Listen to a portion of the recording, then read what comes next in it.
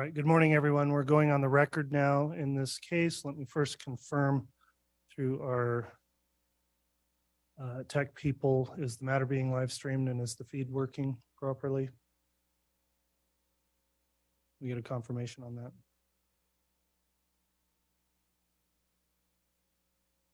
Presume it is. Madam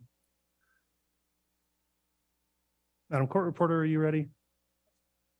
All right. Okay, and I just got a confirmation as well that the matter is being broadcast per the court's order. This is case CR 22-21-1624, State of Idaho versus Lori Vallow, Fremont County case. This is the time scheduled for sentencing today. The defendant is here appearing in person along with her attorneys, Jim Archibald and John Thomas. The state's represented by Rob Wood, Rachel Smith, and Lindsay Blake. At this time, I do want to inquire of counsel from the state who will be making the sentencing recommendation today. I will, Your Honor. All right, thank you, Mr. Wood. And for the defense, who's going to be making the sentencing recommendation? I will, Your Honor. All right, Mr. Thomas, thank you. A couple of preliminary matters before we get started with the substance of the sentencing hearing. Court would first note there is a conduct order that's been entered in this proceeding governing this courtroom. The court is live streaming the hearing today. However, for those in attendance, there's no provision to allow any type of recording, either audio or video, in this proceeding. So that's prohibited. In addition, the court requires that any electronic devices be turned off or put in a silent mode. If any cell phones or other devices go off and cause any disruption during the proceedings, they'll be taken by the bailiffs in this case. And also, the court would note as part of the conduct order, there's a prohibition against any kind of disruptive behavior. So no outbursts or other types of acts will be tolerated in this sentencing hearing. We'll maintain order as we did throughout these proceedings in this case and throughout the trial as well. So I appreciate all of the presence of our bailiffs here to enforce the order. And I would ask the compliance of all those in attendance to follow carefully those admonishments in the court's order. Another matter I'll bring up as we start for the sentencing hearing over last week on Friday and through the weekend, there were some motions filed. There was an objection to the pre-sentence report and a motion to strike victim impact statements. The court took up the pleadings of those, and given the timing and without adequate time to respond and have a hearing, court went through the matters and issued orders on both of those motions. So I consider them resolved, but let me just confirm with counsel. Mr. Wood, did the state receive copies of the court's orders pertaining to those two motions? Yes, we did. All right. And Mr. Thomas, did the defense receive those orders as well? Yes, Your Honor. Okay. Thank you, counsel.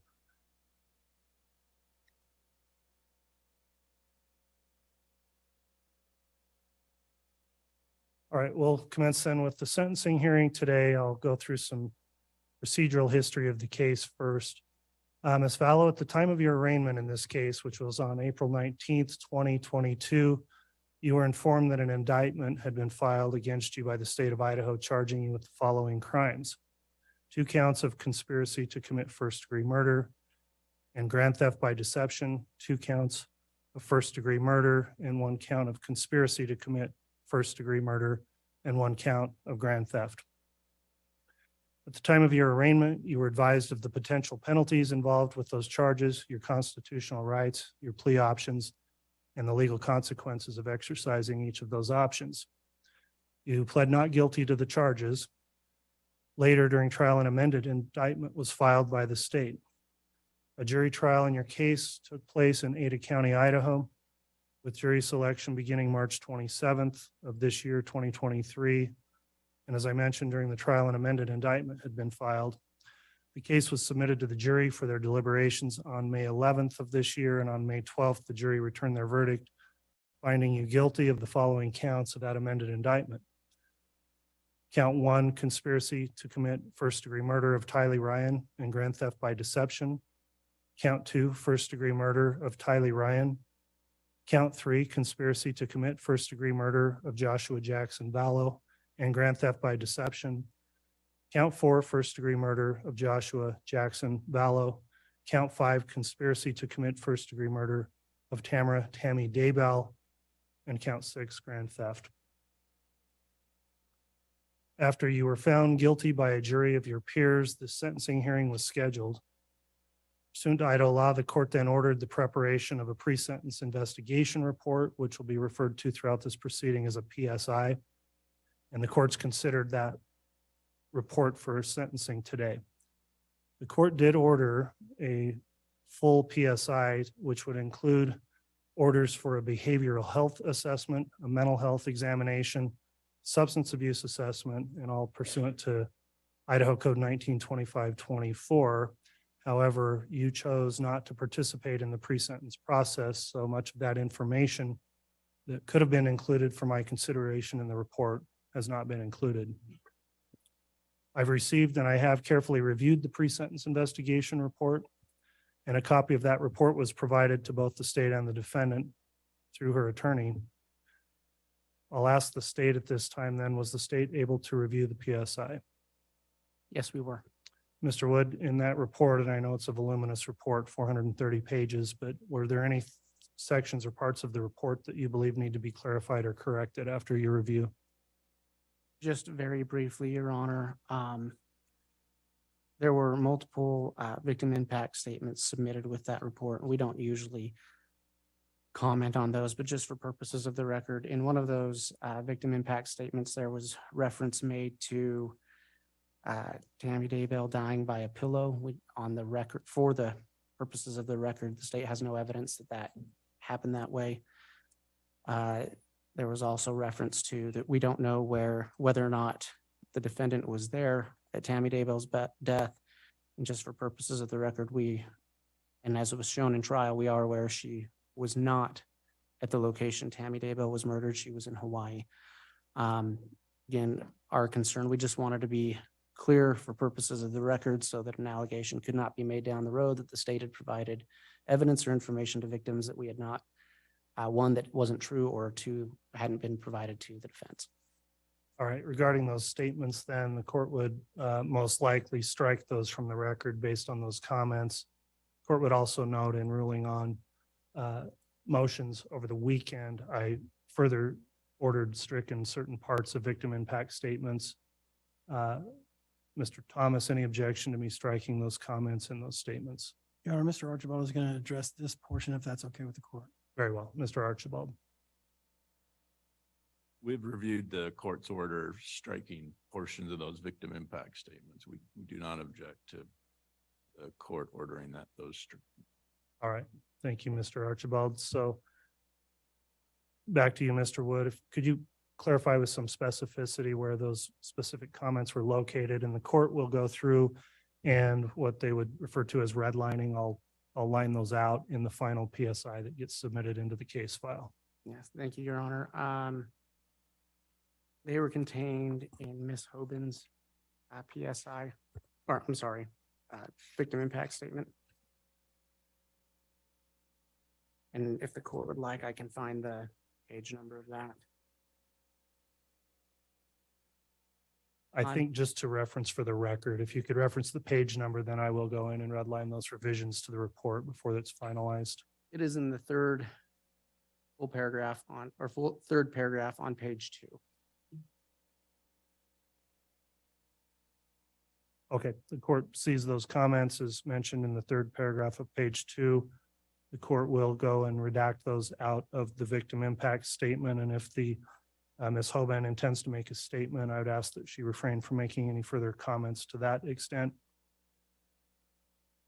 And we'll get those filed.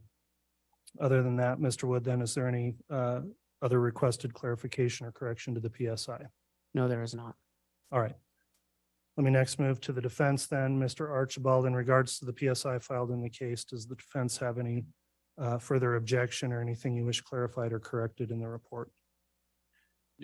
Your Honor, on June 13th, I submitted 661 pages to the pre-sentence investigator that I believe dealt with the health of the defendant. 660 pages. I didn't know how many of those pages would be included in the report. turns out only 27 pages were included. The 27 pages do include Dr. Watson's psychological opinion and also Dr. Cunningham's. So I appreciate the pre-sentence investigator including those two reports, but I asked for additional reports regarding the health of the defendant. The court has now issued an opinion this morning ruling on that, but my objection to the pre-sentence report stands. All right, thank you, Mr. Archibald. The court would note in the order issued this morning, and it's entitled Order on Objection to the PSI.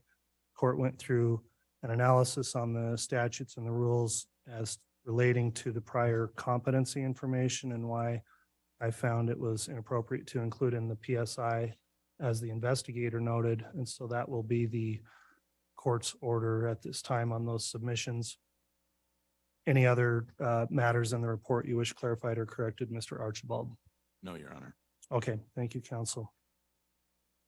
Let me confirm with counsel then too, Mr. Thomas and Mr. Archibald, was your client able to review the report as well? Yes. Yes. All right, thank you.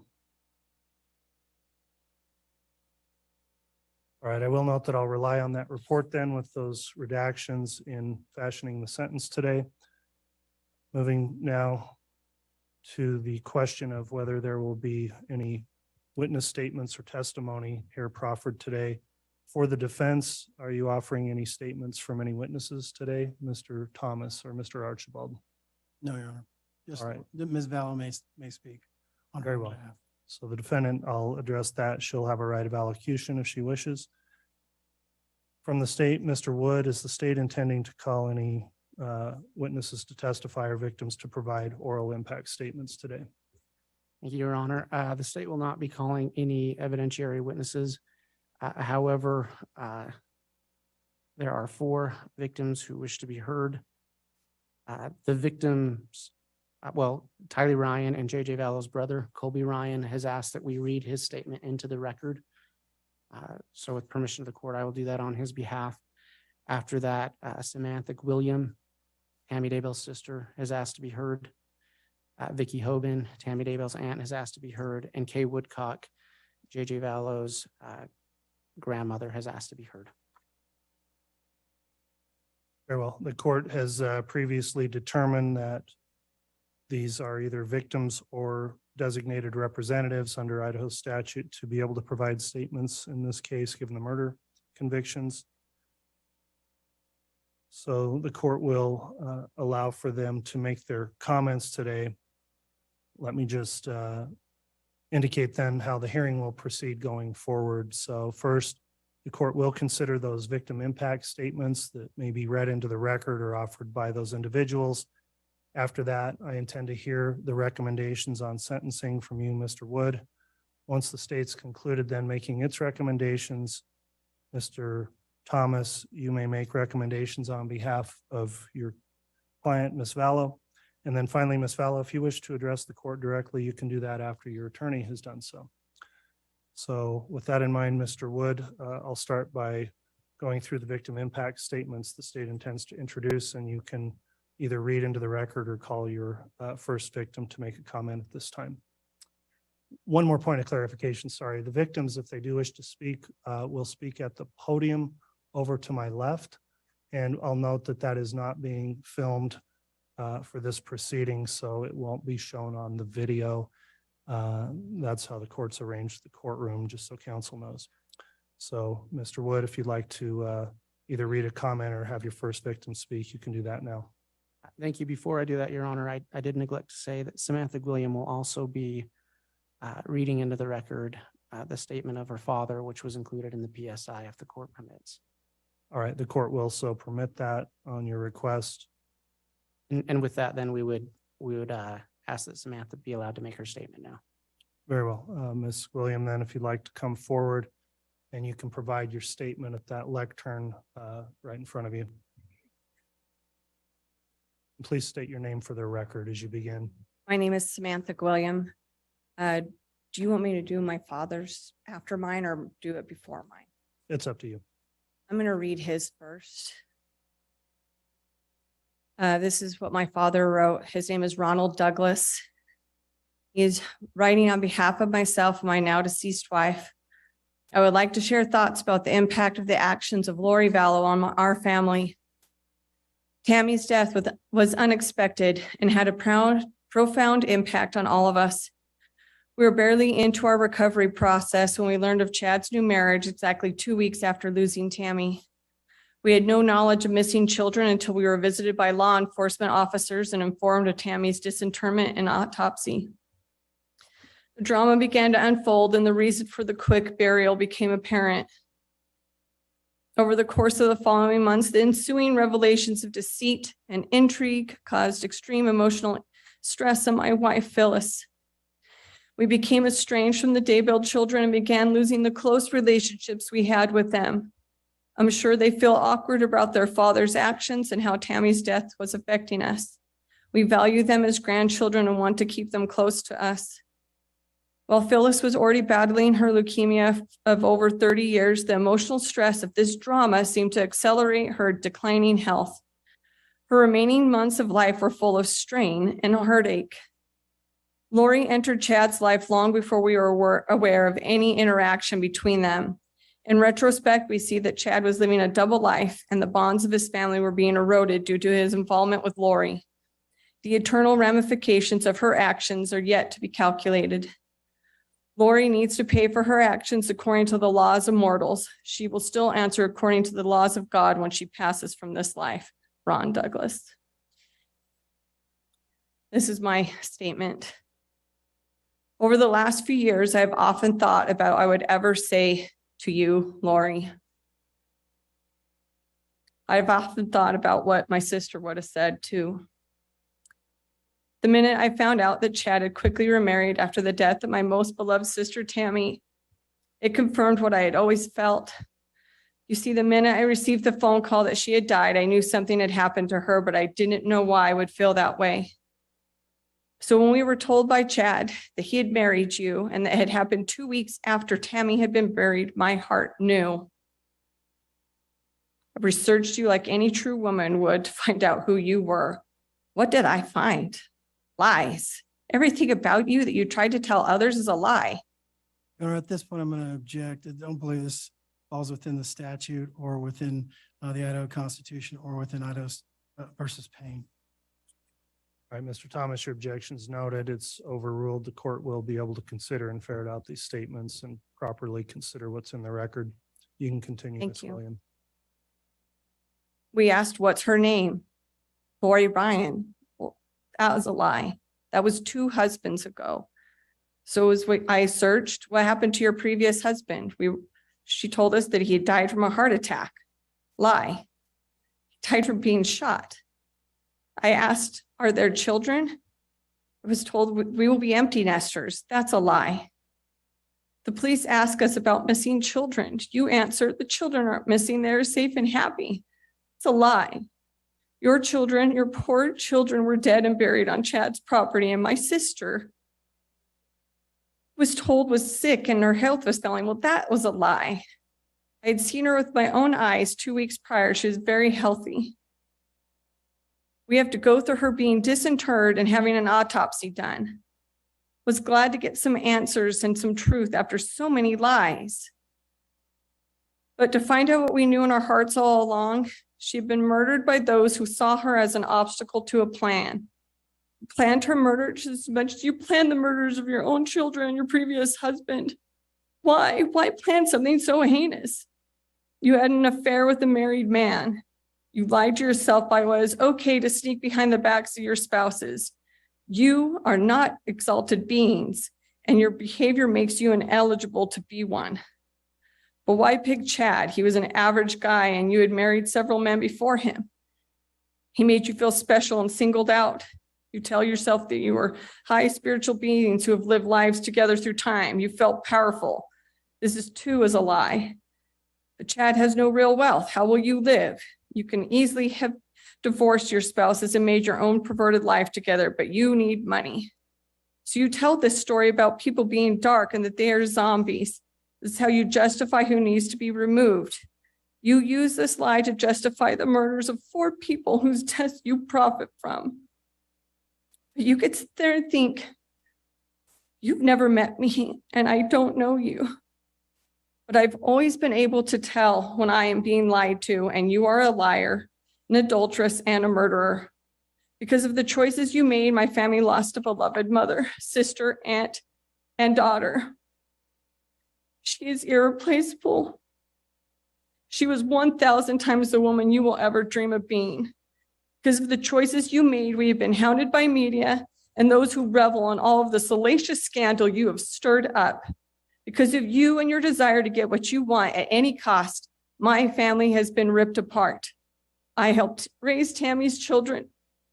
And because of you, they no longer have their mother or grandmother. And because of fear of losing another parent, they listen to the lies spewed by you and Chad.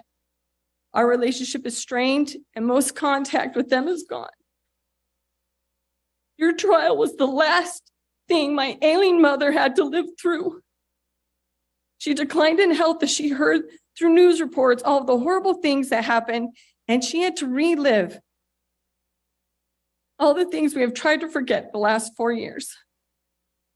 My mother passed away in June, knowing that you will never come out of prison again. Her passing was marred by the fact that Tammy's children chose not to participate in her funeral because of fear of causing more drama. We were deprived of the chance to heal and have them realize how much we love them. We don't blame them for what happened, but we blame you and Chad for all the lies you've told and ripping apart this family. We didn't do anything. My parents are not evil. They did not deserve to lose their grandchildren on top of losing their daughter. I did not deserve to lose the relationships of children I helped raise, or a sister that was my dearest friend. I am not a dark person or a zombie, and for me and my family to be portrayed that way is unacceptable. Lucky for me, the world can see the truth as much as I can. Everyone now knows what liars you are. They now all know what horrible things you have done. You will have to live in your prison cell for the rest of your life. You are not an exalted being, and there's no huge event that is going to save you. No jail walls are going to fall so you can leave. No angels are coming to rescue you. You made judgments of others and determined if they should die based on the fact that they might do bad things and we need to kill them before they do. That is not how the atonement works. We cannot punish and judge others on things they haven't happened yet, but you did. You have also made choices that have led you here. You have been judged by the court and you have been found guilty. Your consequences are before you. I miss my sister every day. I will grieve her and now the loss of my mother for the rest of my life. I will always remember them. As for you, I choose to forget you. And as I leave this courtroom today, I choose to never think of you again. Thank you. All right, thank you for the impact statement, Ms. William. Mr. Wood, if you'd like to call the next victim who wishes to speak. That would be Vicki Hoban, Your Honor. All right, Ms. Hoban, you may come forward, offer your statement there at the lectern.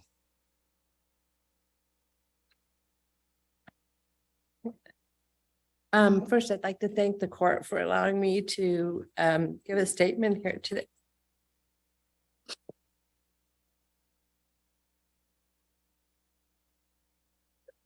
I'm Tammy Vicki. I was able to attend a big part of this trial, and so my first comment will be to address what I felt the defendant's behavior was. I felt she was shameful during the trial. It was apparent to me and others that the defendant did not take the proceedings in this courtroom seriously.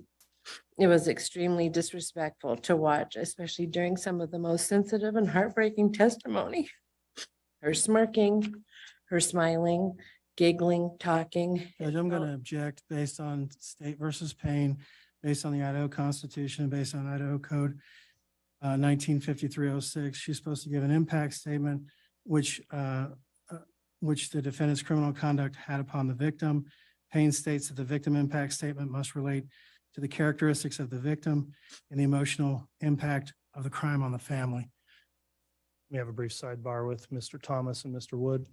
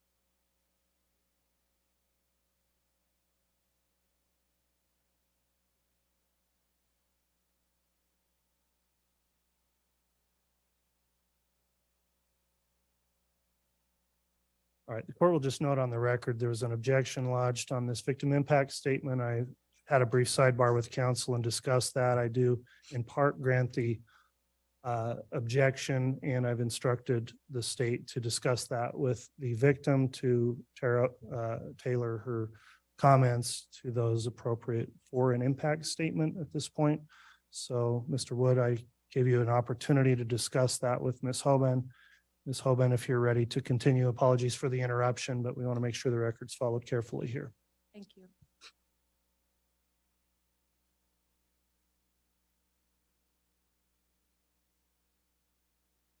The type of vibe that was in the courtroom at the time was really hurtful to us.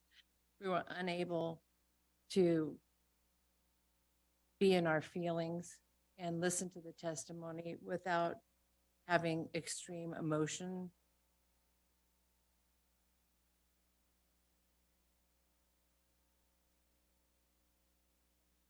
I'll say it this way.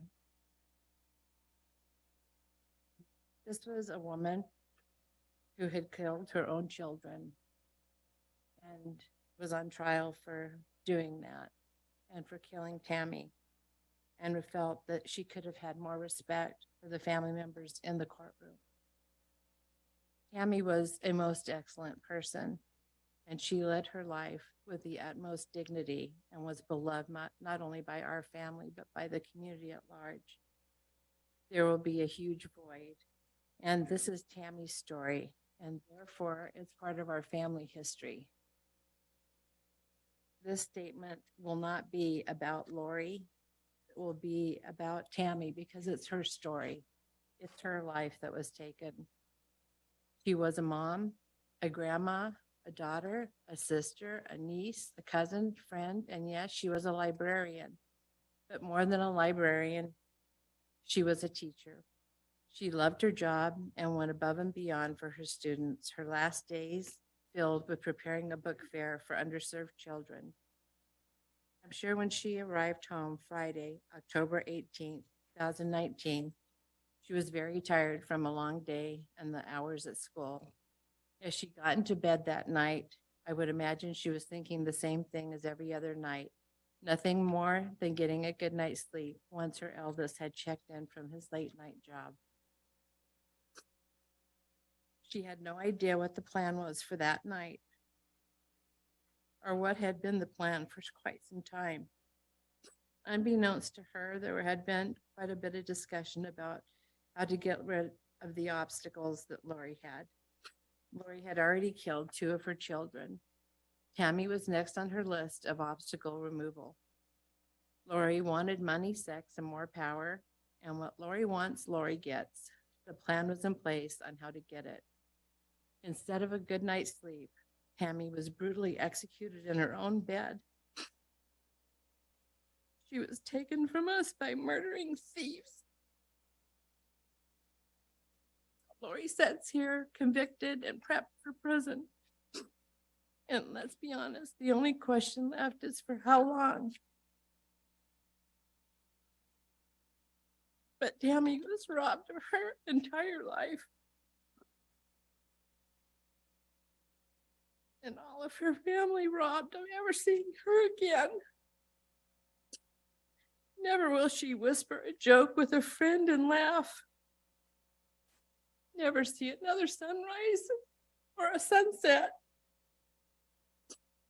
Never smell fresh rain or see her grandchildren stomp through a mud puddle. Never to hear being called grandma or mom. Not another birthday, Christmas, birth of a grandchild, or graduation from preschool. No seeing pictures of prom, first dates, or weddings. No searching for something fun to do or growing a garden. Never attending one of our families just for the girls' lunches where we reconnected from all over, laughed about the good old times and the funny way that Grandma Cooper took pictures.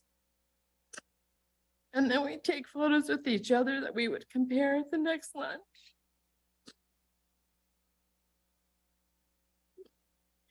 There would never be another hilarious rendition of Patty and her singing "Do Your Ears Hang Low." She'd never wave at a friend as they passed by. Make dinner for a sick friend. Never have a last conversation with her beautiful mother. Or one last kiss goodbye.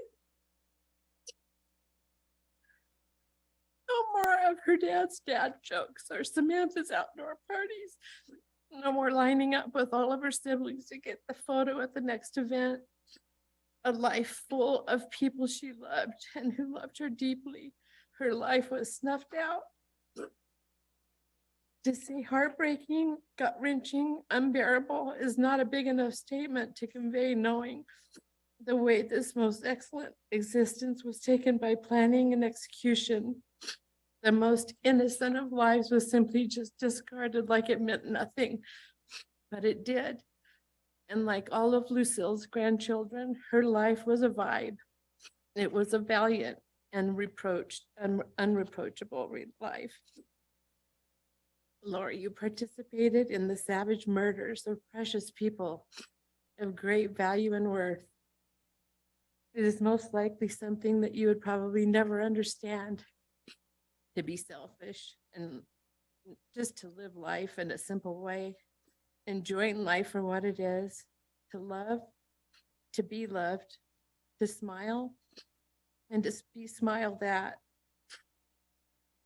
While you had a shameful relationship with Tammy's husband and planned out a murder, Tammy lived her life. She supported her family in every way. And for you to turn her home where she lived and slept into a cemetery, her 2 innocent and beautiful children, is one of the most horrific things I can think of. Tammy would have been horrified to know what you had done and it has broken us as a family. You are now going to pay the price, albeit never sufficient in this life. It's all that we can do.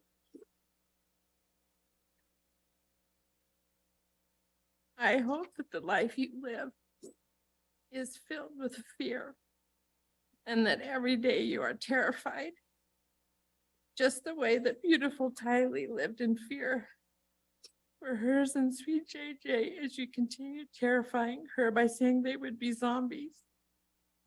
And she knew the consequences of being what you called dark. Tylee had many wonderful friends that loved her, and in a cruel irony, my granddaughter was a good friend to Tylee.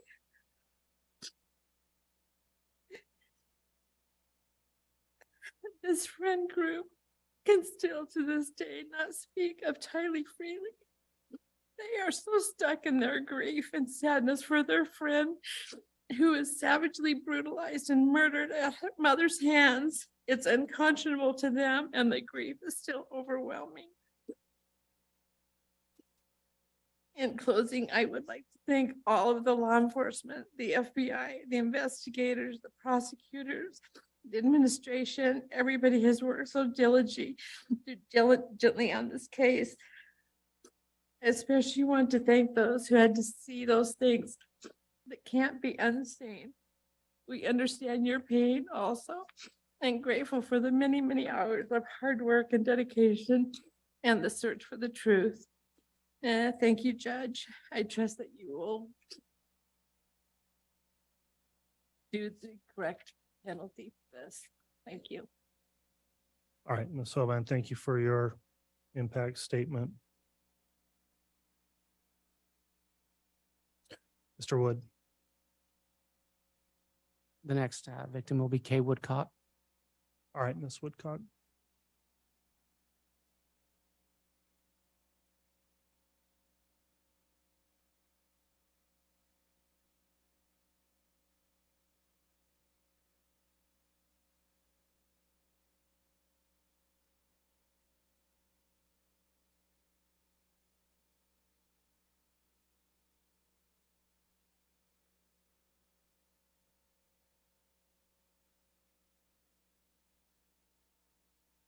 Good day, Judge Boyce. I want to express my thanks and appreciation for being able to speak publicly today on the impact of the defendant's actions. Thank you. 80, 1401, 1481, 1, 72, 1536, 0, 52, 8, 72, 319, and finally, 1 million. These are more than just numbers and very important numbers and will make sense as I continue. 80 days ago, on May 12th, 2023, the word guilty was read for each of the charges inmate Daybell is being sentenced for today. Guilty, the word cemented what I had known for 1,401 days, was returned by the jury. The jury devoted their time, energy, and dedication to deliver justice for JJ, Tylee, and Tammy for every single heinous crime charged. Our family is eternally grateful for their sacrifice. Justice would not have been possible without the time, perseverance, and tireless work every member of multiple law enforcement agencies, prosecution team, court personnel, and the court. Our appreciation and thanks can never be expressed in a way that will adequately or effectively convey our gratitude. Today marks 1,481 days that have been filled with terror. One was the day my brother Charles was murdered. It took over 30 hours for the defendant to finally send a cold-hearted text to Charles's sons, informing them that their father was dead. No phone call, no explanation as to how, when, and where. Colin Zach immediately called me, hoping this was a cruel joke. Your Honor, I'm going to object as this has nothing to do with this case. It's overruled, Mr. Thomas. Thank You can continue, Ms. Woodcock. This was the beginning of her cruel campaign of terror, a campaign that resulted in the deaths of JJ and Tylee, 2 innocent children, and Tammy, a devoted mother, grandmother, and wife. Our intense fear for JJ's safety began the very moment we learned of Charles's death. We knew Lori didn't want JJ anymore, as we had seen her abandon him for 72 days with little to no concern of his well-being. We now understand that this was so she could carry on her illicit and torrid affair with Chad Daybell and to conspire with him to murder and profit from my brother's death. With the number of divorces in Larry's past, it took me a while to understand why my brother had to die. I now realize what a nothing Chad Daybell is, a man with no ability to support anyone, no success of his own, a user of the weak-minded, a lazy, good-for-nothing, spineless man that rode his wife's coattails of success. After learning of Charles's death, I immediately began reaching out to Lori. I began calling, leaving voicemails, and texting. Finally, after 3 long hours, I received a brief text with 0 details. She couldn't be bothered or felt too guilty to pick up a phone and call, this time his sister, and explain what happened. It set out so many alarms for Larry and I. Within minutes, we were on the phone with an Arizona detective learning the horrifying truths of my brother's murder. This all began with greed, the greed for and desire for a $1 million life insurance policy. She should have answered my calls. She should have spoken to me. I would have given her the money. She could have let JJ entirely live and had $1 million. She could have been free to be Chad's mistress and foot the bill with the money from spilled blood. JJ and Tylee could have been with us living happy lives. Instead, she took all that away, all because she is a money-hungry, power-mongering monster.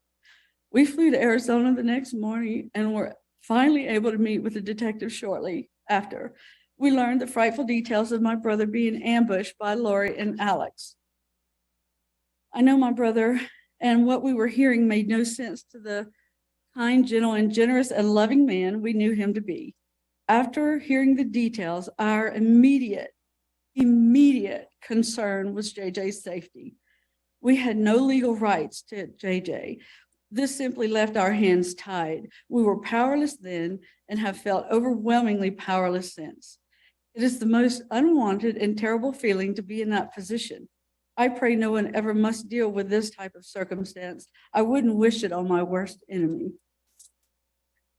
I would say not even Lori or Chad, but their evil and malicious plans are why we are here. She has shown no grief for the lives she willingly took or the pain she caused. Today, I take the power back by standing here speaking out loud of all the pain and loss she caused. I pray that my words will assist you. My sincerest hope is that they will be seriously contemplated in imposing a sentence for her cruel and heinous crimes. During the trial, a lot of information was shared about JJ's death. Today, I want to share how he lived. That is truly the only way to understand and know who he was and the gaping hole his death has left in our hearts and in this world.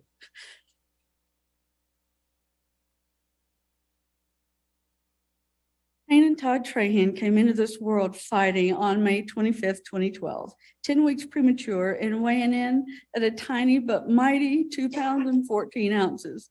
He was transferred to a hospital with neonatal intensive care unit within minutes of being born, where he spent weeks fighting to grow and live. I remember seeing him for the first time. My son Todd, his biological father, and I had followed the ambulance to the hospital. He was about 2 hours old when we were finally able to see him. He was so tiny and looked so fragile. In fact, I still have one of his tiny preemie diapers. It fits in the palm of my hand. As soon as I laid my eyes on him, I knew he was my grandson. He was the tiniest version of my son, Todd, who was also seeing him for the first time. Todd struck with the love for him that can't be explained. The love that hits new parents can't be put into words. I remember him later saying, "How can I love someone I've never met this much?" It is a feeling I and millions of others have experienced at the birth of a child. Lori, Todd forgives you. I wanted to make sure you know that. While he was in the NICU, I was only able to see him for a few minutes at a time until I was notified he could be released to Larry and I in a few days. When we were initially asked if Canaan could come home with us, Larry and I didn't hesitate and immediately said yes. Even though it had been 25 years since I had a new baby at home and never a preemie with their many medical needs, the only place we wanted him to be at home with us was at home with us. The night before he was discharged, I stayed in a little room next to the NICU, talking to the nurses and learning all the little things that our little preemie grandbaby would need. The next day, when it was time to leave, the nurse brought a wheelchair in and said, "Have a seat and I'll get you out of here." I looked at her and kind of perplexed. "I don't need a wheelchair, I can walk." She gave me a smile and a little chuckle and then let me know it's hospital policy for discharged babies. So I sat in the wheelchair, took Kanan in my arms, and was wheeled out of the hospital just like a new mama. I felt so much pride for this little baby who had not only overcome being born 10 weeks early, but also being born with illicit substances in his tiny little body. He was healthy and ready to come home well before he was expected, and my pride in him knew no bounds. We knew then that he was a champion and oh so very special. That day began an amazing experience of raising our cherished little man. His first night home, as I bathed him, he cried so hard, and I cried right along with him. My heart was so heavy with all that he had been through in just the few short weeks since his birth. After his bath and still crying, my husband Larry, who JJ called Pawpaw, asked me to hand Kanan to him. He placed our baby Kanan on his bare chest and wrapped his robe around him, gently breathing on his head, rhythmically patted his back. Larry kept patting and breathing warmth onto the top of his head until he finally relaxed, stopped crying, and fell asleep. This became a daily occurrence, part of our routine. He would hold him for hours so that Kanan would feel loved, comforted, and secure. I saw my husband in a new light. Larry jumped in feet first at 65 years old and did all the things a young and new father should and more. It made our relationship grow and gave us a new strength. Kanan was our strength and we were his comfort. His first 6 months were spent going to countless appointments. We went to appointments with doctors, heart, kidney, and urology problems, then to appointments for speech and occupational therapy, as well as visits to other pediatricians for a host of medical problems. We were always going from one appointment to another, constantly working to help him thrive and grow. That, along with loving him, was our number one priority. At each appointment, it became inevitable for me to cry. It deeply wounded me to see him go through so much, but I also felt immense pride in seeing him grow and how much love and happiness he gave to us and everyone that met him. My sister Susan had a special bond with Kanan and spent her days watching him so that I could work. She used to take him for walks, pushing his stroller endlessly. She could get him to belly laugh with silly animal noises, especially the froggy noise. There is no sweeter sound than a baby with an ecstatic belly laugh.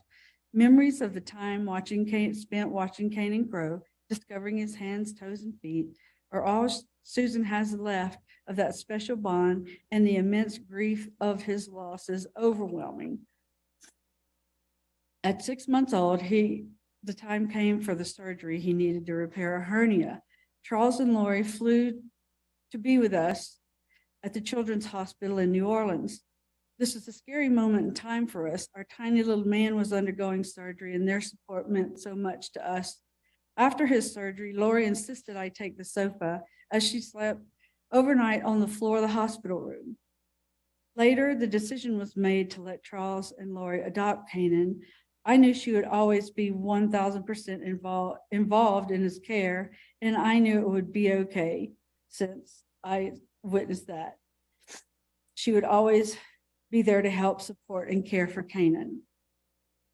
That is part of why this is so hard. How does a woman that would go to that length for a baby boy a few short years later brutally take his life? It is mind-blowing, and I will never understand it. Charles and Lori were granted custody a short time later. It was then Kanan became JJ. It was happy and devastating at the same time. We loved every minute of raising him. We poured all our love, energy into ensuring he grew and thrived. We knew our unconditional love, and that time was priceless. Canaan's growth and milestones were clear evidence for our love for him. We knew the adoption was the best decision for his future, to have energetic parents, siblings, and access to the types of schools and services we didn't have in Lake Charles, Louisiana. With his departure, we felt a grief that really can only be compared to the grief of losing someone to death, which is now a feeling we all know too well. We had barely made it 30 days before we were standing on Charles's front steps to love on our baby. When the door opened, there he was in his little baby walker, and I swear I saw tears in his eyes at seeing us. He had missed us too.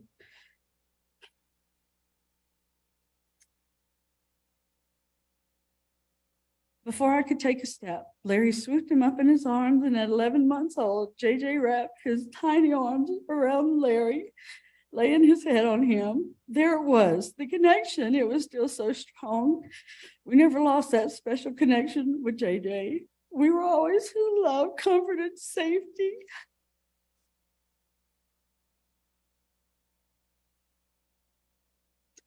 JJ's adoption was final in July of 2014, and Charles and Lori moved with the kids to Hawaii, living in a house that backed up to a closed golf course, and it was perfect for JJ.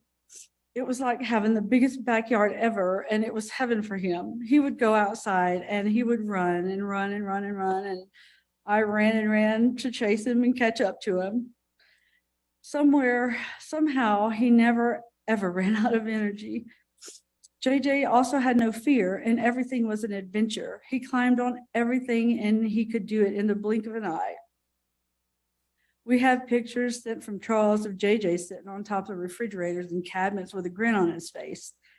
Listening to testimony during the trial and hearing the defendant claim to others that he turned into a demon for doing what he had always done devastates me. How dare she take his energy and adventurous nature and turn it into a reason to further her murderous conspiracy? We would visit Hawaii every 4 to 5 months and stay 10, 14 days. We needed to soak up as much JJ time as we could.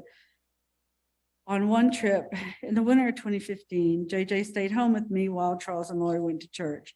I was making a big pot of gumbo. I had to bring a little bit of Louisiana home cooking to Charles, and JJ was excited to help me. We pulled up a stool. He poured ingredient after ingredient. I can still see him standing next to me pouring chicken broth in the pot. Afterwards, he climbed on the counter and just watched, taking it all in. It is a memory that I will always cherish and dearly hold on to. During our visits with Charles or Lori, Charles or Lori would comment on how JJ would do things with us that were in stark contrast for them. He always awoke at the crack of dawn, never sleeping any later. However, when we would visit, we would have him sleep with us. JJ would ask Pawpaw to pat his back, just like when he was a baby, and fall asleep. He would sleep until 9 or 10, which astonished them. There was never a doubt he had an innate and unbroken attachment to us. Each visit, no matter where they lived, Lori always expressed her deep appreciation that we gave them the greatest gift ever in JJ. Lori loved to entertain and have family visit, ours and hers. She invited family and friends to Hawaii and friends from Hawaii to Arizona. 0 is the number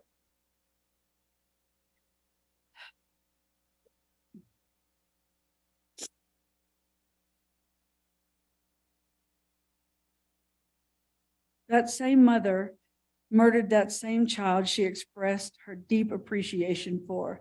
It is mind-boggling, and I don't think I will ever be able to understand it. Back to JJ, he was incredibly smart. He was reading at middle school level by the time he was 4. I remember being in a store with JJ and on the aisle with eye drops, and there he was reading off the labels: Visine, cysteine, antihistamine, one long word after another. I hadn't seen him do that before, so you can imagine my surprise and delight. As we stood there, he would occasionally stumble on a syllable or pronunciation, but we took the time to go through the words and helped him learn.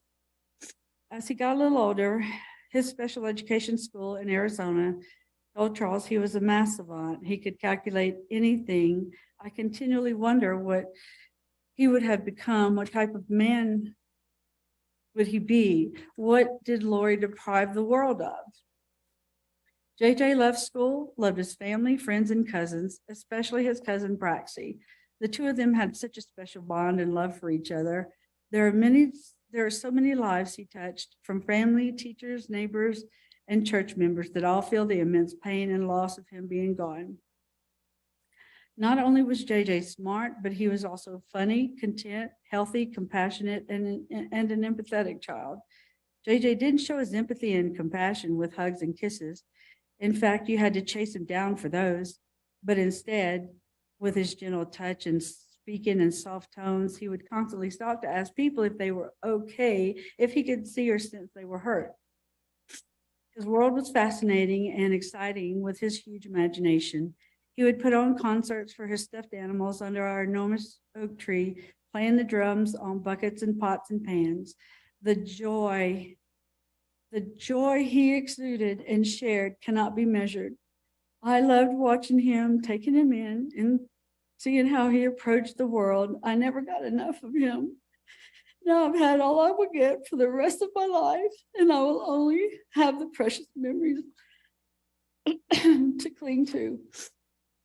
Now memories are how I feel the love I so desperately miss due to the heinous acts of his mother, the deplorable woman that chose to be his mother, the woman that 5 years earlier made the conscious decision to stand in front of a judge and swore to provide for, care, love, and protect him. When Charles and Lori married,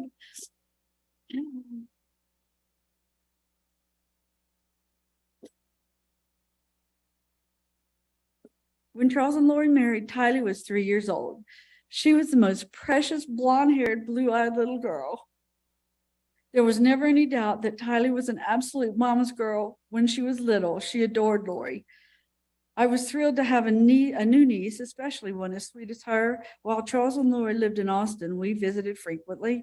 On one of our visits, we passed a roadside stand selling swings made from old tires. I saw one that had been made into a horse, complete with a saddle and stirrups. I grabbed Larry's arm and said, "Stop, we have to get that for Tylee." Her brother Colby and stepbrothers Cole and Zach were always around her, and she needed something girly just for her, and she loved it. As a big sister, Tylee would put notes on her bedroom door, one of them being, "Do not enter." And as you can assume, even though JJ could read and understand the notes, it didn't mean he listened. After all, isn't that what little brothers do? He would storm into her room and she would laughingly tell him to get out. I think she did it on purpose, just to tease and play with him. It was hilarious to see them interact and warmed our hearts seeing them together. Tylee was 9 years old when JJ became her little brother. She loved him so incredibly much, and he loved her right back. She doted on him, and JJ loved every minute of attention he got from his big sister. The love they have for each other is captured in the last photo taken of them, both grinning and hugging each other. Hauntingly, this photo was taken shortly before and by the defendant hours before she murdered her own child, her sweet girl, Tylee. I have a niece that is a few months younger than JJ. Her name is Maddie. She and JJ loved each other and would spend days playing together when Charles and JJ would visit. On her 8th birthday in October of 2020, we were celebrating and singing happy birthday to her. The glow of the candles shining on her face, that huge grin that kids get during the singing, hit me like a truck. I grabbed the keys from Larry and ran to the car, and I just bawled and bawled until I could compose myself enough to rejoin the party. I knew then that JJ didn't get his 8th birthday song, and it broke me.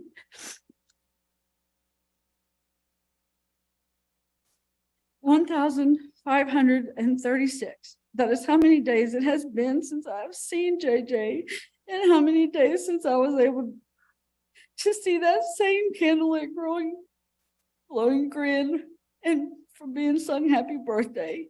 You see, the last time I was able to hug and kiss JJ was in May of 2019 when we celebrated his 7th birthday.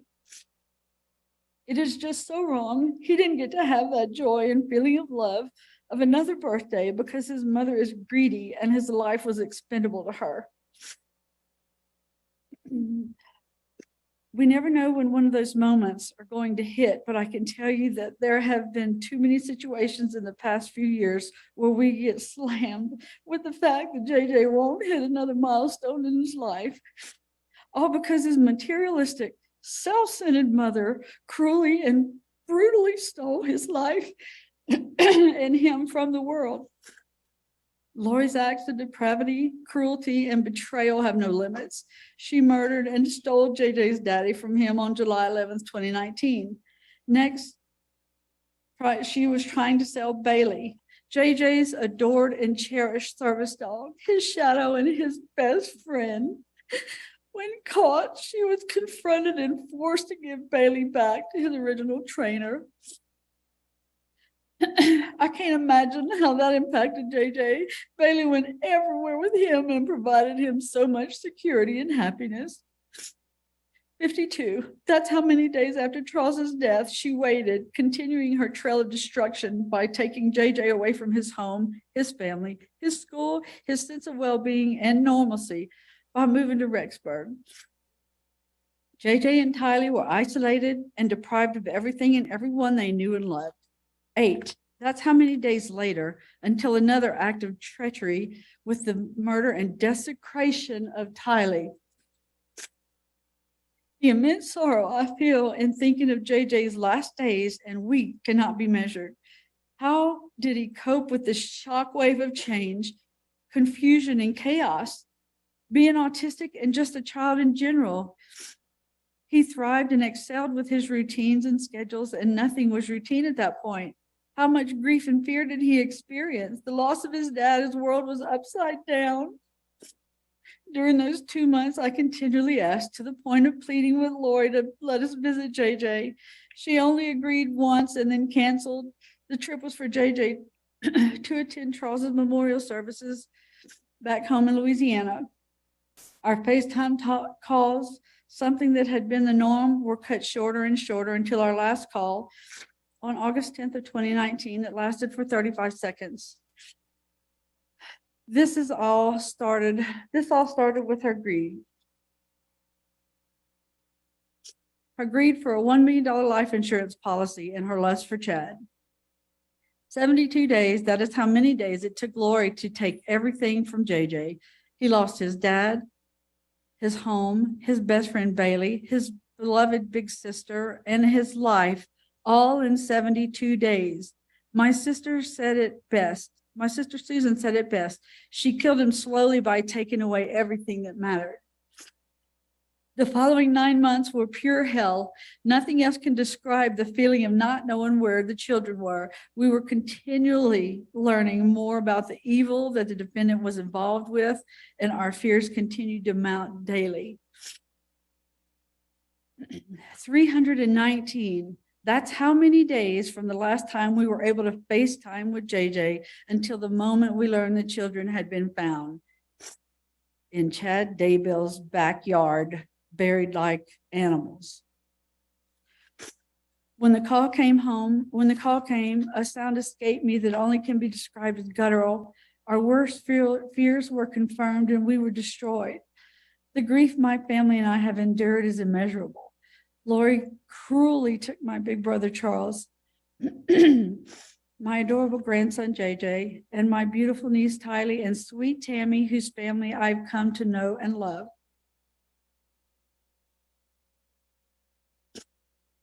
Lori is undeniably a monster that has not taken any responsibility or shown an ounce of remorse for her vile actions. She deserves to never again breathe oxygen as a free member of society. Her actions, dismissive behavior, and disinterest in court proceedings continue to validate her lack of accountability and remorse or any possibility to be rehabilitated. Lori Cox Daybell is a danger to society. Her body and manipulative mind are weapons used for her selfish greed and satisfaction. We firmly believe that she has zero mental I'm sorry, illness. Your Honor, I'm going to have to object. I think the court ruled on this particular portion of her statement. I'm going to ask that the court enforce that. Give me a moment. Let me review the Very good, Your section Honor. of the written PSI in the court's previous order.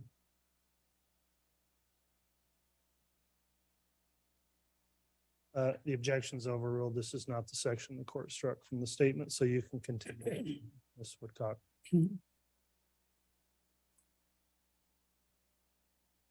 We firmly believe that she has zero mental illness that drove her to commit these heinous acts.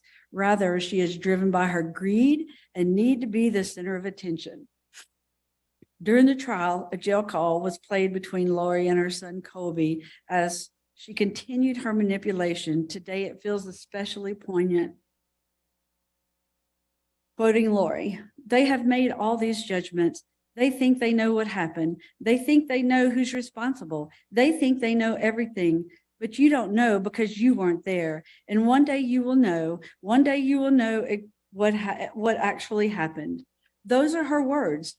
It is the one truth that Lori has told since the beginning of her campaign of terror. We do know what actually happened and who is responsible. Lori. Today is the day that she will finally be punished for her manipulation, cruelty, and criminal acts. She has shown no remorse for the murders, the lying, the deceit, or the pain. During the trial, we heard Lori deflect and minimize her sister's grief. We heard her exclaim that she was trying to go on with life, that she needed to be happy, all while she was dancing on the beach and her children were buried in Chad's backyard. Only someone with no remorse tries to justify the cold-blooded murder of her children with her needs.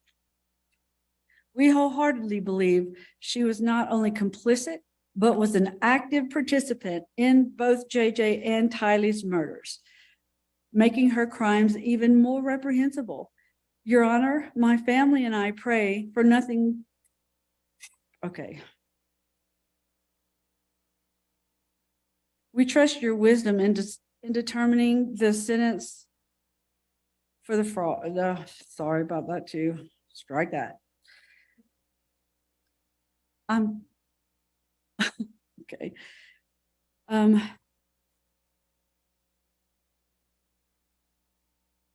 We believe there should never be a reason for her to be released from prison.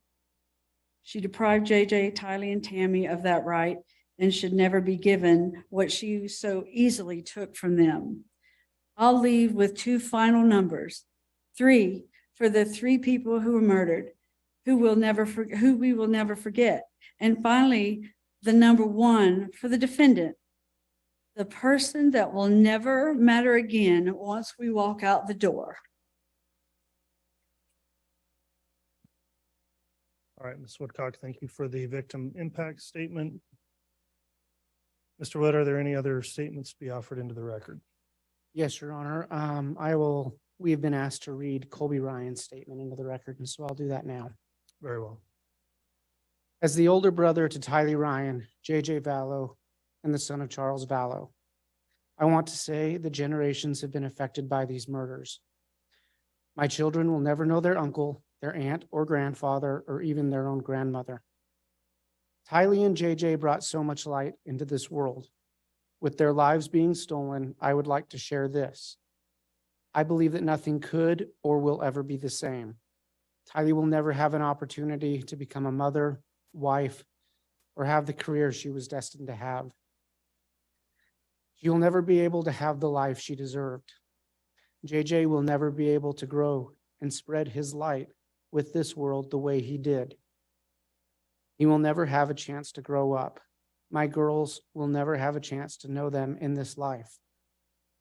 My siblings and father deserve so much more than this.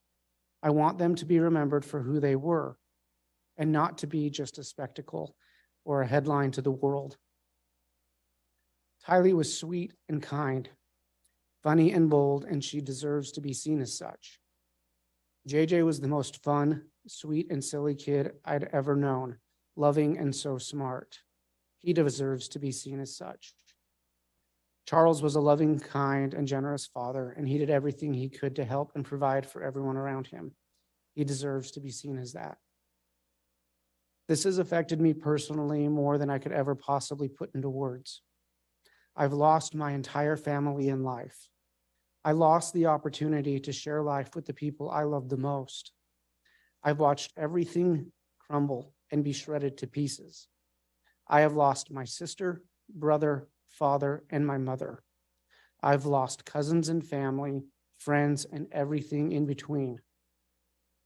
These murders have changed everyone's life who loved these beautiful people, but I still know that God is above holding them in his arms and will provide a life after this to reunite. I pray for healing for everyone involved, including those who took the lives of all the ones we love. Thank you.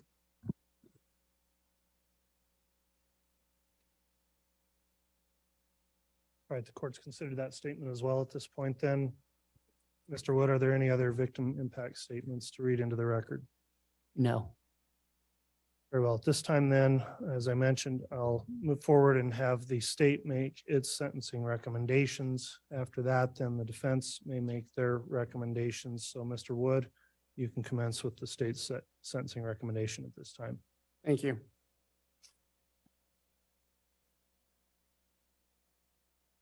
Your Honor, I want to start with the question. What is the value of a human life? What is the value of the life of a 16-year-old girl with her life ahead of her? What is the value of a life of a 7-year-old boy with special needs? What is the value of the life of a mother and a grandmother? No matter how we look at what we are doing here today, we are calculating and assigning a value for the lives of Tylee Ryan, J.J. Vallow, and Tammy Daybell. The defendant, now a convicted murderer, by her heinous and egregious acts, has assigned a value of 0 to each of these lives. The sentence imposed by the court today will represent the value that our community, through our court, places on the lives of these 3 victims. To the people of Idaho, this day should be more about the victims than the defendant. This court has multiple factors it must consider today, including the sentencing factors found in Idaho Code 19-2521. Justice requires the court to view all of the factors it will consider through the lens of the value of the lives of Tylee, JJ, and Tammy. We echo the sentiments made by the victims or in the victim impact statements, and we just briefly speak about these immediate victims. Tylee Ryan was born on September 24th of 2002. She was murdered between September 8th and 9th of 2019. People who knew her called her witty, charming, intelligent. She'd received her GED in order to graduate early. We know she often cared for her brother. In evidence, we had videos of her with him, and she would call him my JJ. She loved Hawaii. She loved the beach. She had friends and family who loved her very much on both her father and her mother's side. Her father was Joseph Ryan, who predeceased her in 2018. Her older brother is Colby Ryan, with whom she shared a special bond. After Joseph Ryan died, Tylee, as this court knows, was the recipient of Social Security benefits. And she actually shared a lot of those with her brother Colby, because that's the type of person she was. In serving search warrants, we accessed her Instagram account, where we learned that she was intensely loyal to her own mother. From her finances, we know she was a typical teenager. She liked to have fun. She was also independent and responsible.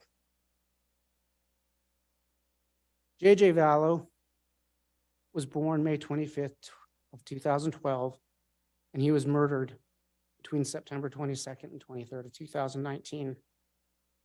As we heard earlier, he was initially born as Kanan Todd Trahan in less than ideal circumstances and was initially raised by his grandparents.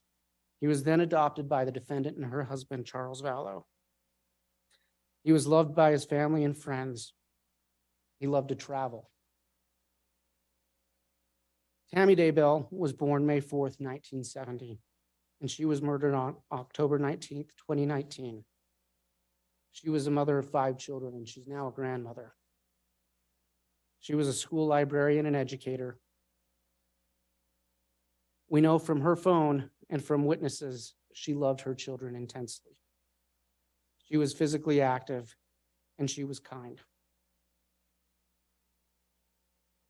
This court laid out the procedural history of the case. I'm just going to briefly touch on some dates that are important to the state and we think are important in terms of sentencing. The defendant met Chad Daybell in October of 2018, and within a year, her husband Charles Vallow was dead, her children were dead, and her boyfriend's wife was dead.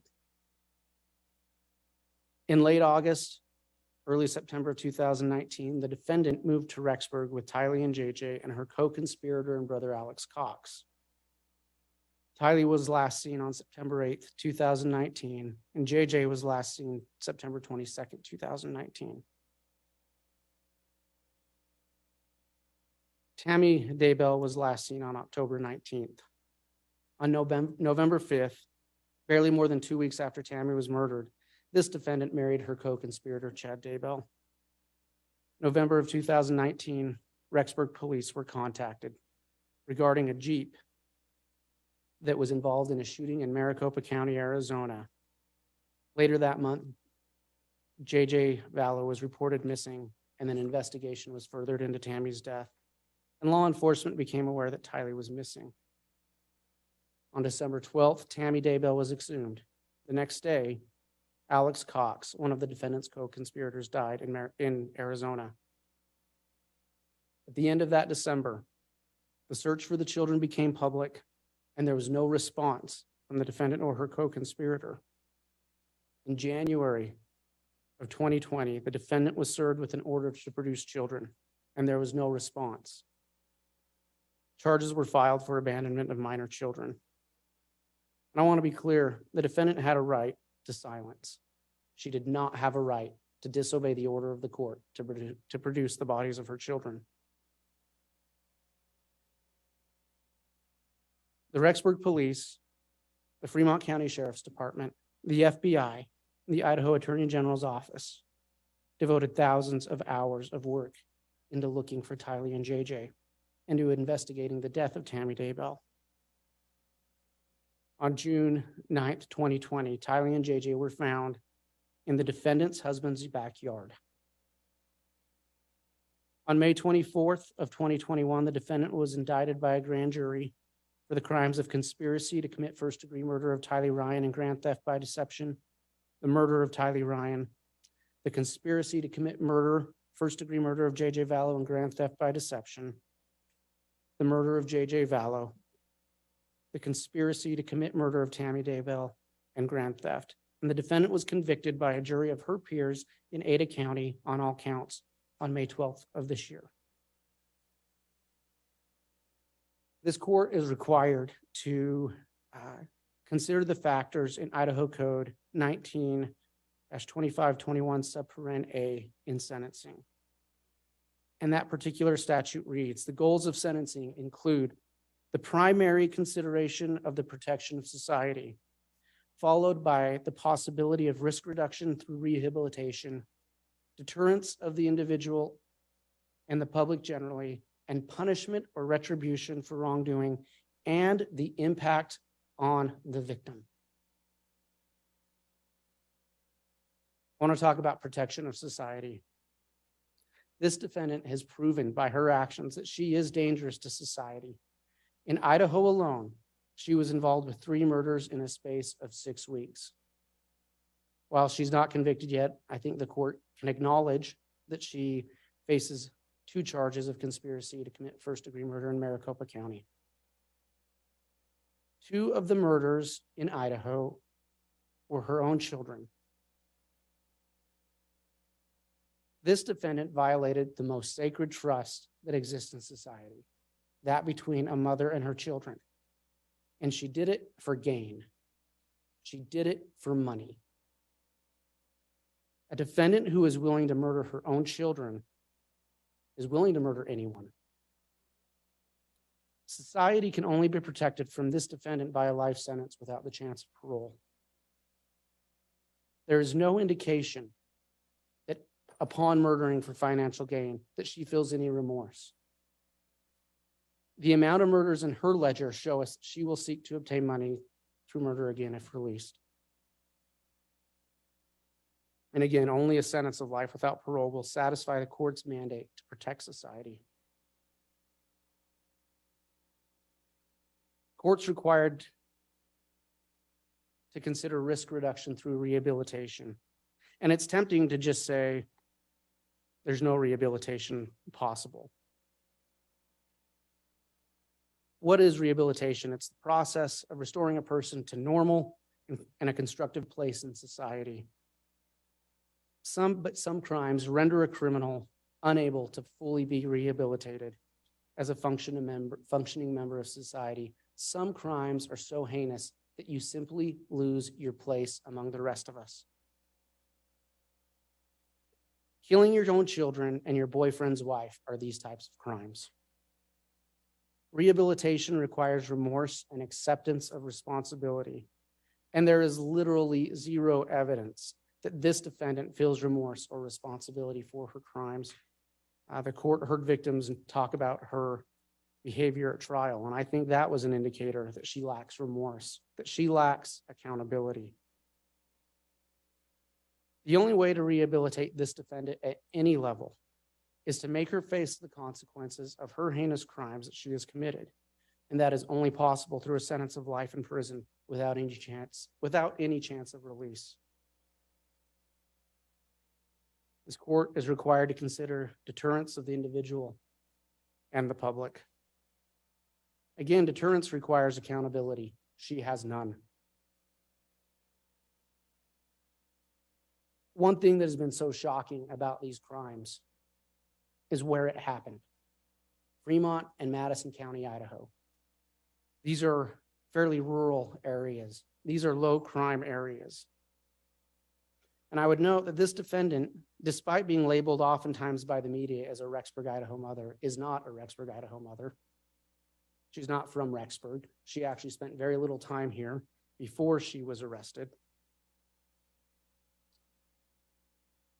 And our community was left reeling by these crimes. The sentence that the court imposes today will be a message. And the citizens of these two counties have a right to the message, don't come here and commit these crimes. The citizens of these counties don't live these type of lives, and we don't want people to come here and commit these crimes. And this court has a responsibility to send that message, to give a sentence that gives that deterrence. It's the state's position that only a sentence of life without parole will send the proper message of deterrence both to this defendant and the public. And in line with deterrence, if these crimes don't merit that type of sentence, the state's unaware of what kind of crimes would. Finally, the court is required to consider punishment and retribution and the impact on the victim.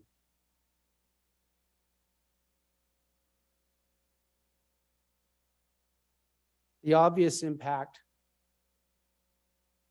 of the defendant's crimes against Tylee Ryan, J.J. Vallow, and Tammy Daybell was death. And we can't ask Tylee, J.J., and Tammy about that experience because they're gone. They don't have a voice. We can't ask them what it felt like to be murdered. We can't ask them about the impact of their last moments. We have to instead look at the evidence and glean what we can regarding the impact of the murder of Tylee, J.J., and Tammy. This court sat through a trial.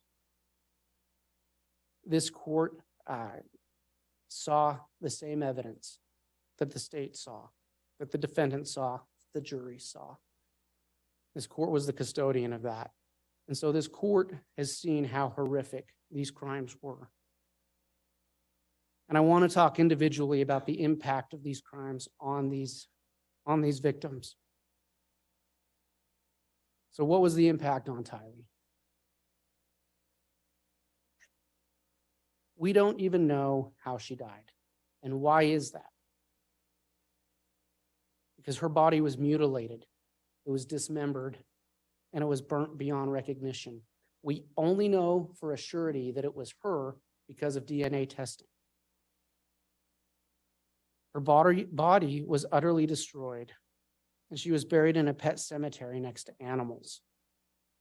Her skull was literally separated from her body and was destroyed in such a manner we couldn't even tell 100% from dental records if it was her.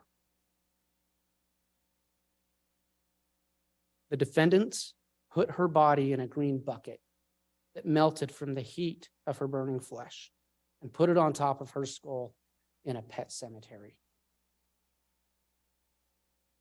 The impact of this crime on this victim was horrendous. We know she had puncture wounds in her pelvis, and we know from the testimony of Dr. Christensen at trial that those puncture wounds were received at or near the time of death, and they were consistent with stabbing, but not consistent with dismemberment. Again, the impact of the murder of Tylee was horrendous. And this impact will continue. Tylee will never get to become a mother, as we heard earlier. She will never have the opportunity to go to college. She won't get to choose a career to satisfy her curiosity or make any of the other decisions that young adults get to make for themselves. She won't get to travel the world. She won't get to marry. She won't get to be there for her brother Colby or her brother JJ. She won't get to spend time with her other family members. The impact of murder never ends. So the defendant's sentence must last equally as long. I want to talk about the impact on JJ Vallow. Again, we can't speak to him, but we've seen the evidence.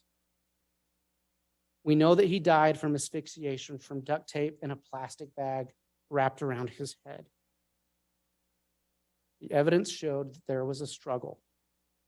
And what was the impact on that little boy's mind as he fought for his life? His last moments must have been filled with fear and betrayal. And what is the impact of being buried like a piece of trash rather than receiving a proper burial? This defendant and her co-conspirators showed a callous disregard for human life by the demeaning way they treated his and his sister's bodies.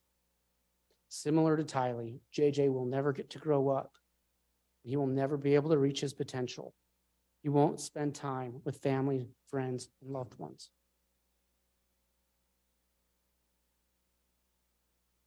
What was the impact on Tammy Daybell? This defendant was not charged with the actual murder of Tammy Daybell, but she was charged with the conspiracy to murder her and convicted of such charge. I would note conspiracy is not a lesser included of murder. It is an equal charge. We know that because the sentencing by statute is equal. It is equally as bad to conspire to murder as it is to murder. It's bad enough to steal someone else's spouse. But this crime rose to a whole other level of egregiousness because this defendant planned with her boyfriend the death of his wife. And when her brother and boyfriend committed that actual murder, she was vacationing on a beach in Hawaii. We don't know exactly what Tammy's last moments were like. We can't ask her. We know she had bruising on her body that appeared to be at or near the time of death. Like Tylee, like JJ, the impact on this victim continues. She won't get to spend time with her children. She can't give them advice. She can't be there for her grandchildren, her brothers, and her sister. She missed her mother's funeral. The impact doesn't end with the individual and immediate victims. It spreads. It's the proverbial rock thrown in the lake that ripples and ripples and ripples. Murder tears at the fabric of society more than any other crime.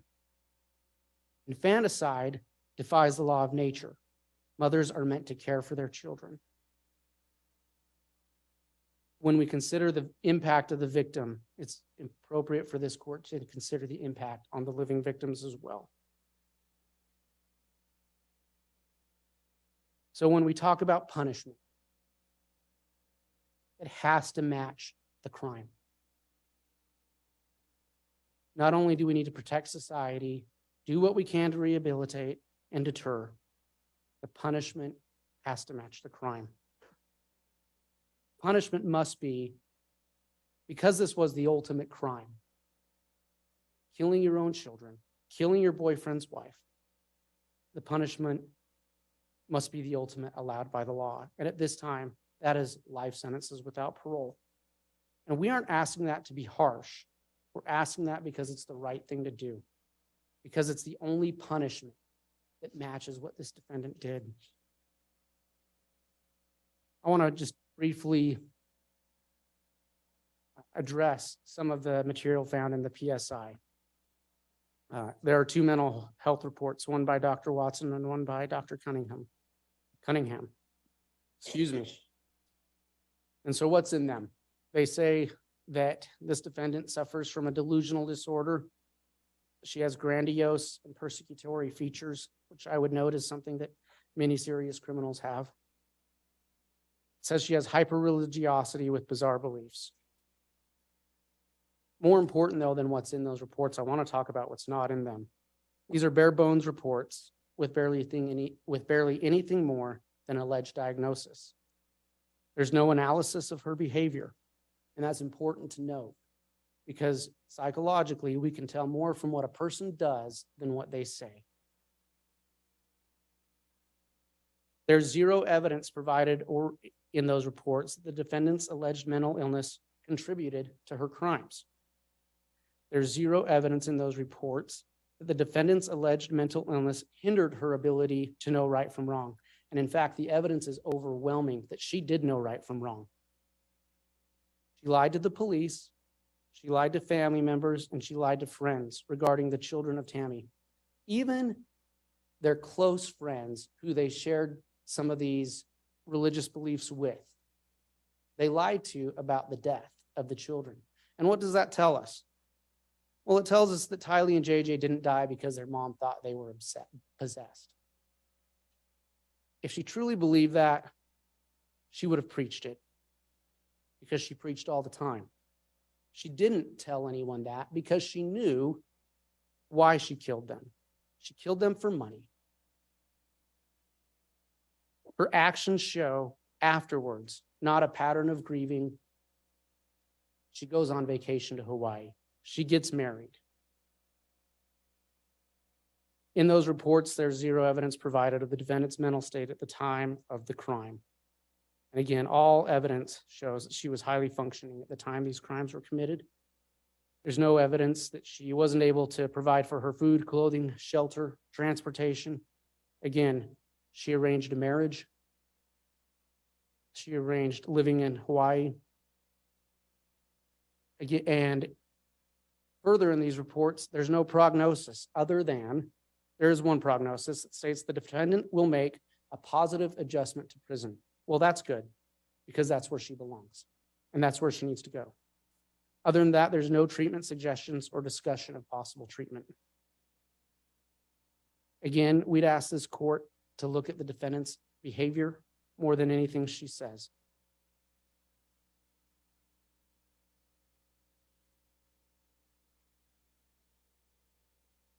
At trial, the defense made it clear that they see Chad Daybell as the primary antagonist and that he should be blamed for these crimes and not the defendant. That was in the closing. I want to be very clear. This court is precluded today from even engaging in any analysis of that. Chad Daybell's guilt has not been determined yet, and this court cannot engage in some type of balancing analysis of guilt when he must be presumed innocent by this court until proven guilty. Upon being proven guilty, we can have that conversation, but not now. And further, even if he had been determined guilty, this defendant was charged with conspiracy. This is not a comparative fault case. On a conspiracy, if you're in for a penny, you're in for a dollar. And there's an important societal reason. There's an important reason that society has done that. It's bad enough when a person decides to commit a crime, especially one that includes victims. When a person teams up with another person and they agree to commit crimes, they become infinitely more dangerous. And so there is no comparative guilt. There is no comparative liability. This defendant has been found guilty by a jury, and that's all the court can consider in that regards. I would note this case is a perfect example of why we punish conspiracy the way we do, because of the damage that arose from these agreements to murder. So, Your Honor, for the sentence that the state recommends, before I state that, I ask this court to remember the victims. And what does justice for Tylee, JJ, and Tammy require? I note that the PSI made a recommendation, and it states, on January 3rd, 2023, the defendant's attorney filed a motion indicating they did not intend to raise a mental health defense. However, if she was convicted, they plan to submit information in support of mitigation during sentencing. It seems important to note that while she has been diagnosed with a mental illness, she had the mental capacity to fabricate a story regarding the whereabouts of her children, change Tylee's Social Security payments to her own account, plan a wedding to Mr. Daybell in Hawaii, attend a family vacation with Mr. Daybell's family, lie to them about not having minor children, and relocate to Hawaii. She did all this with the knowledge her children's bodies were buried on Mr. Daybell's property. Those closest to the defendant describe her as a loving and devoted mother. They indicate both children loved her very much. A mother is meant to protect her children. However, the defendant has been found guilty of the brutal murder of her children. The focus should be that 3 innocent people, Tylee, JJ, and Mrs. Daybell, were murdered. The sheer devastation of all the lives impacted by her abhorrent actions warrants punishment. Therefore, it is recommended she be sentenced to a period of incarceration under the custody of the Idaho State Board of Correction. As this court is aware, PSI writers don't give specific recommendations for what time an individual should spend in prison, but the state does have that. This court is aware that the state's position has always been that justice requires this defendant face the highest level of punishment for her crimes, which at this point is a life without parole sentence. The heinous nature of her crimes and the aftermath of those crimes show an utter and callous disregard for human life. She committed these crimes for remuneration and financial gain, and she has shown no remorse or accountability, and she sees herself as being above the law. She has shown contempt for these proceedings and the process of justice for her children and for Tammy Daybell. At this time, the ultimate punishment is fixed life sentences without the chance of parole. And so specifically, for count 1, for the conspiracy to murder Tylee Ryan and commit grand theft, the state asks and requests a sentence of fixed life without the chance of parole. For count 2, the murder of Tylee Ryan, the state requests a sentence of fixed life without the chance of parole to run concurrent with the fixed life sentence for count 1. For count 3, the conspiracy to murder J.J. Vallow and to commit grand theft by deception, the state requests a sentence of fixed life without the chance of parole to run consecutive to the fixed life sentences for counts 1 and 2. Consecutive sentences are justified here by the severity of the crimes, the fact that it involves different victims, and there was an appreciable amount of time between the murders of Tylee and J.J. For count 4, the murder of J.J. Vallow, the state asks for a sentence of fixed life without the chance of parole to run concurrent with the fixed life sentence for count 3, but consecutive to the fixed life sentences for counts 1 and 2. For count 5, the conspiracy to murder Tammy Daybell, the state requests a sentence of fixed life without the chance of parole to run consecutive to the fixed life sentences previously requested. And for count 7, grand theft, the state requests the full sentence of 20 years.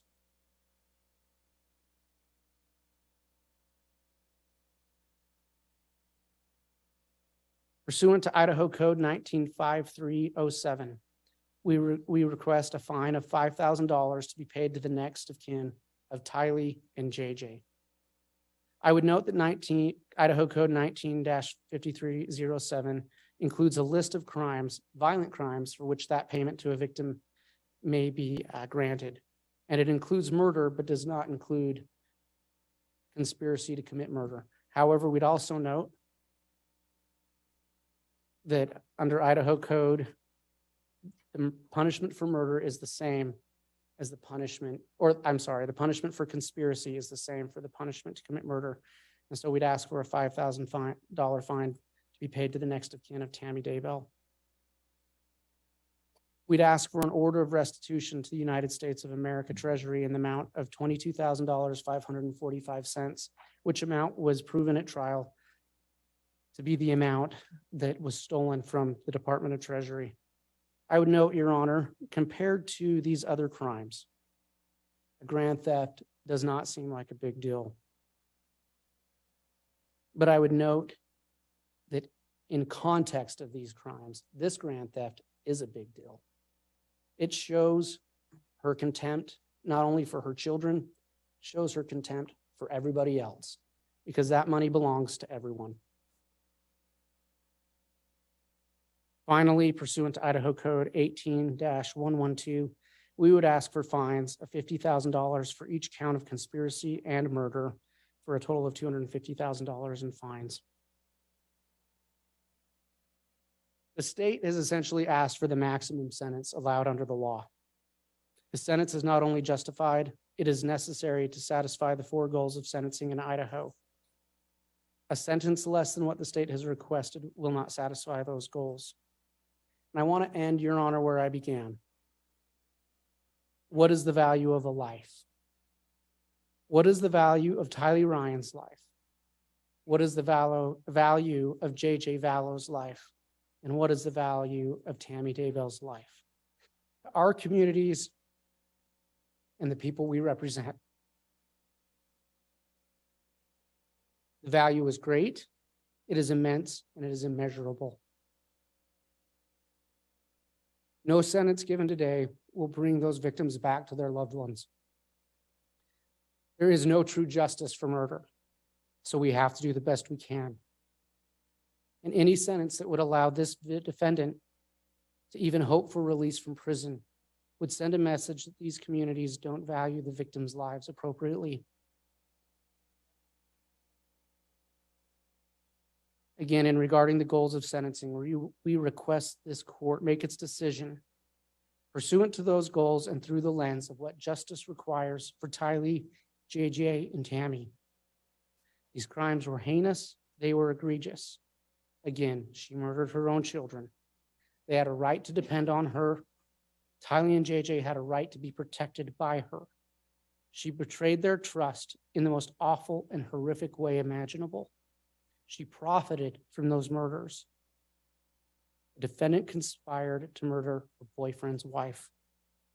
It wasn't enough to steal or to break the marriage. She wanted Tammy dead. And why? Well, there were $430,000 that they profited from that. And so what does justice for Tylee, JJ, and Tammy require? It requires that this defendant never have a chance for freedom because her victims no longer have that. This defendant forfeit the remainder of her life to prison because her victims were forced to forfeit their lives. What is the value of a life? Thank you.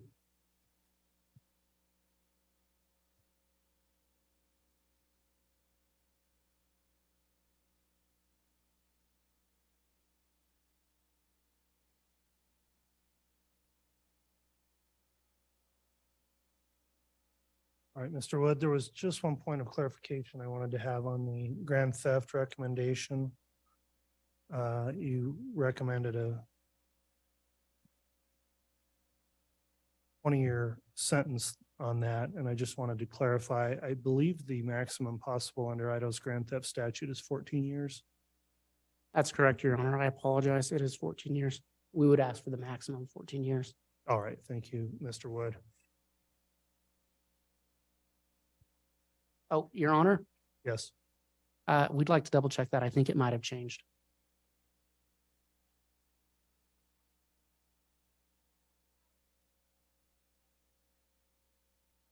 Your Honor, I believe that has been changed to 20 years. And I think is that only if it's by extortion? I think there may be a limitation. I'll double check, counsel, and allow the defense to comment on that as well when they have their opportunity to speak.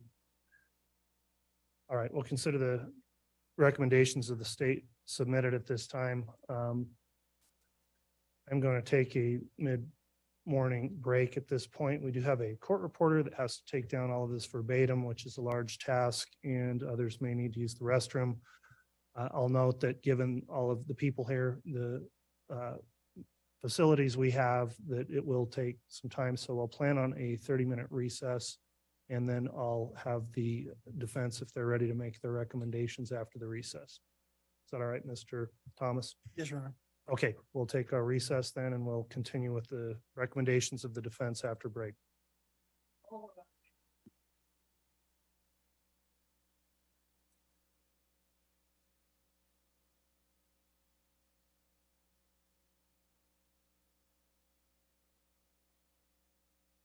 And let me just indicate, we'll have the audience and those in the gallery, please wait while we have the defendant escorted out for security purposes. Once the bailiffs have given you the word that it's okay to exit the courtroom, you can do that, but please remain where you are until that.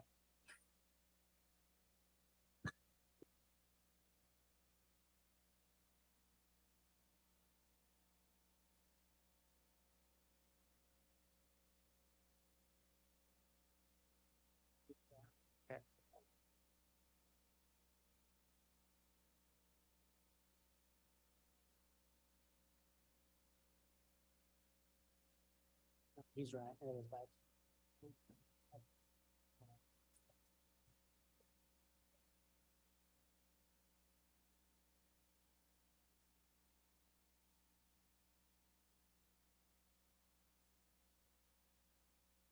Oh no.